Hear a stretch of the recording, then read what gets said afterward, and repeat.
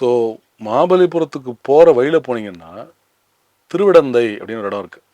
ஆமாம். திரு இட எந்தை அப்படிங்கிறதுடைய சுருக்கம் தான் திருவிடந்தை. இது வந்து ஒரு வராகமூர்த்தியோடைய மூலவராக இருக்கக்கூடிய ஒரு பாடல் பெற்ற கோயில். சரியா?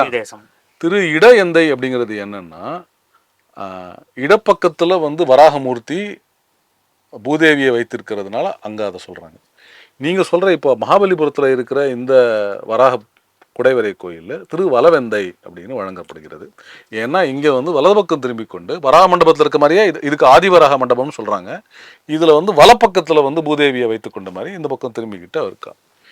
இது வந்து கல் சிற்பம் கிடையாது, அந்த மூலவர் சிற்பம் சுதை சிற்பம். சரியா? அந்த சுதை சிற்பம் இருக்கிற கோயில ஆதிவராக சுவாமி கோயில்னு ஒரு இது இருக்குது, பேர் வழங்கப்படுகிறது.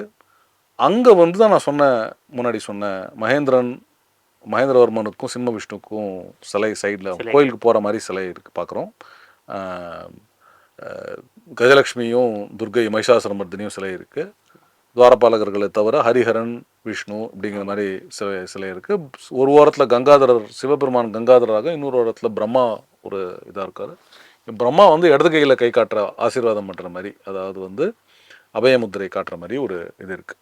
ஸோ இந்த சிற்பம் இருக்குது. இது என்ன சொல்கிறாங்கன்னா, பிரம்மா வந்து யாகம் பண்ணுறவர் கையில் அக்னி இருக்கும், வலது கையில் இது அதெல்லாம் பண்ண மாட்டார், இடது கையில் அவர் அபயமுத்திரையை காட்டுறாரு அப்படிங்கிறது அதோடைய ஐதீகம் அங்கே இருக்குது.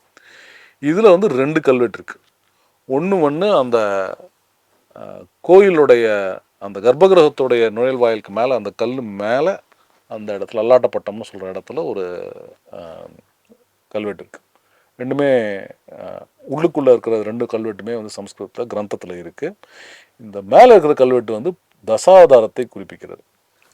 என்னதுன்னா, மத்ய கூர்ம வராகஷ்ட நரசிம்ம வாமனஷ்ட ராமோ ராமஷ்ச புத்த கல்கிஹி அப்படின்னு வந்து தசாவதாரத்தை இது குறிப்பிடுகிறது.